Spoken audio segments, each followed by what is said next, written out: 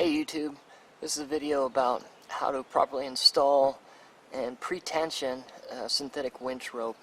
This winch that I have came with rope that was not pre-tensioned, and as you can see I broke it in a very inopportune time. If it's not pre-tensioned on the drum, it'll wrap around itself, flatten itself, and the synthetic rope heats up with a really heavy load on it, and it parted on me.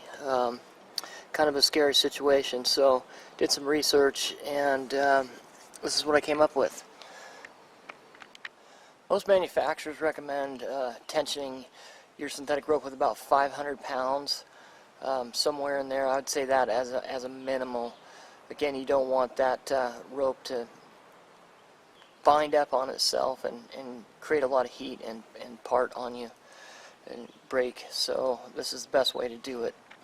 So the first thing that you want to do with your new winch rope is put about a half a dozen wraps on the drum. Most ropes have a metal piece over there with a screw, or in this case this fits over there. This is not structural. This is just to hold the rope in place on the drum.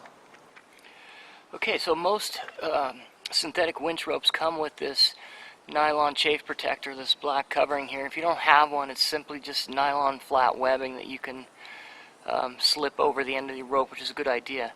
So the first few turns you want to just do this hand tight, just some hand tension on there before you put a load on it.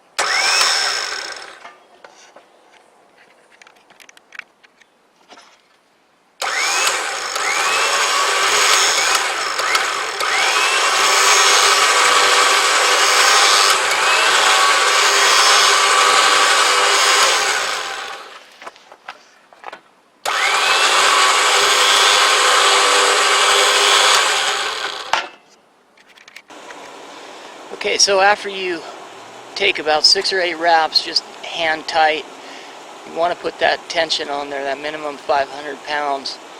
And what I'm doing is I'm just using this slight incline and the weight of my Jeep in neutral and just winding it on. Pretty simple procedure.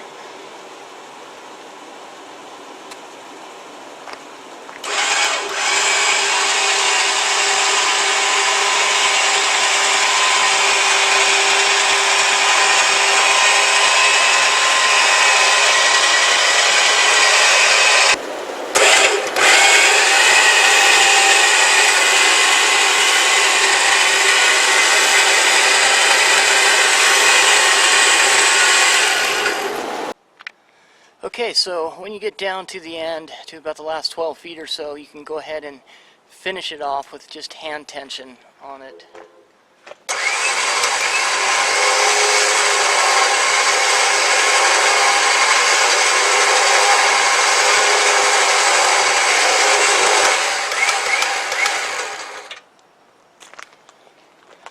As you can see, I also have a chafe protector on the last few feet of this rope also, and that's just flat webbing.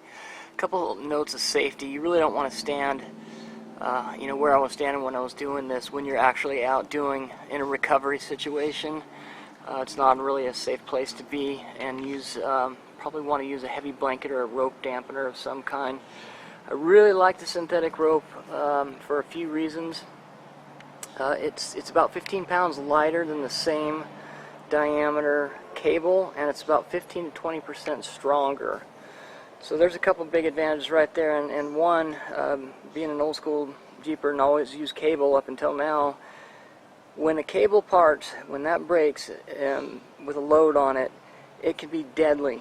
And the nice thing about this synthetic rope is it's pretty light, and there's not much energy built up in it when it does break.